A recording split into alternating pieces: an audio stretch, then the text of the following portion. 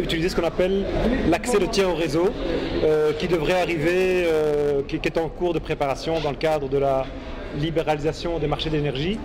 Donc l'idée, c'est de pouvoir alimenter les entreprises de l'agropole avec de l'énergie éolienne de notre parc en développement, et également de pouvoir alimenter l'agropole à partir d'installations photovoltaïques ou de biométhanisation qui seraient organisées sur place.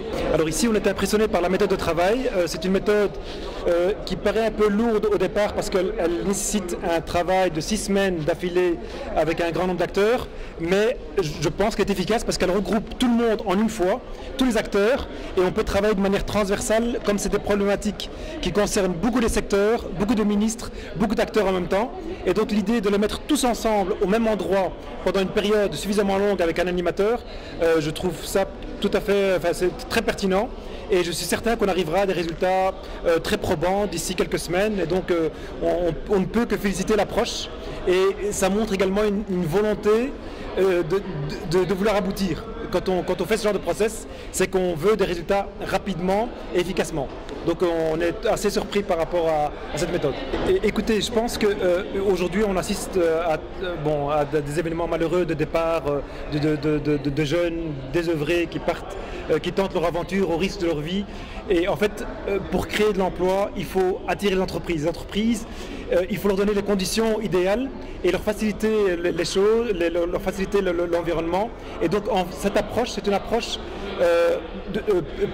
pérenne et durable, puisqu'on crée un emploi, valoriser les produits agricoles qui sont sous-valorisés. Aujourd'hui, en fait, le Sénégal, le taux de valorisation, on l'a vu, est de 13%. Par rapport à des pays comme l'Afrique du Sud où ils sont à 90% de valorisation. Or la valeur, l'argent est dans la valorisation industrielle. Et cette partie-là, elle aujourd'hui, elle n'est pas utilisée. Donc l'emploi qui devrait être créé au Sénégal est créé ailleurs, en envoyant des matières premières non transformées à l'extérieur, en exportant simplement. Mais on exporte finalement de la main-d'œuvre. Aujourd'hui, l'idée, c'est de pouvoir transformer localement et vendre des produits à plus haute valeur ajoutée, et donc de créer de l'emploi qui était aujourd'hui exporté, mais de le rendre local en fait. Et c'est la bonne approche. Oui, en fait, beaucoup de ces jeunes qui partent de villages reculés, leurs parents, leurs grands-parents ont des terres. Moi personnellement, je suis choqué quand je suis arrivé au Sénégal de trouver des tomates marocaines importées, donc on importe des tomates, on importe des oignons, alors qu'on a de la terre, on a de la main-d'œuvre, on a du soleil et on a de l'eau. Et une grande partie de ces jeunes pensent qu'ils n'ont rien alors qu'ils ont un actif, mais qui développent l'agriculture. Mais ces jeunes-là pourraient le faire aussi. Avec cet argent qu'ils payent aux passeurs, ils pourraient démarrer un projet.